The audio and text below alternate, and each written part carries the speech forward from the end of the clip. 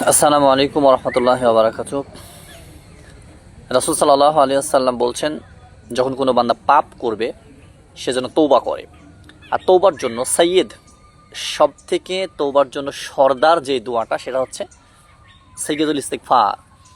আল্লাহুম্মা আনতা রাব্বি লা ইলাহা ইল্লা আনতা খালাকতানি ওয়া আনা আবদুকা ওয়া আনা আলা আহদিকা ওয়া ওয়া'দিকা মাসতাতা'তু আউযু বিকা মিন শাররি মা সানা'তু আবুউ লাকা বিনি'মাতিকা আলাইয়া ওয়া আবুউ বিজামবি ফাগফিরলি ফাইন্নাহু লা ইয়াগফিরুয যুনুবা ইল্লা আনতা।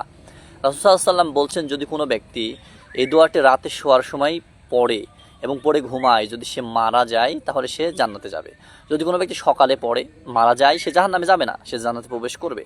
তো এই দোয়াটার ফজিলত অনেক বেশি, তাই আসুন আমরা যেন এই দোয়াগুলা খুব ভালোভাবে মুখস্থ করে পড়তে পারি। আল্লাহ পাক রব্বুল আলামিন যেন আমাদের সকলকে তওবা করার সুযোগ করে দেয়। সকলে বলে আল্লাহুম্মা আমিন। আসসালামু আলাইকুম ওয়া রাহমাতুল্লাহি ওয়া বারাকাতুহু।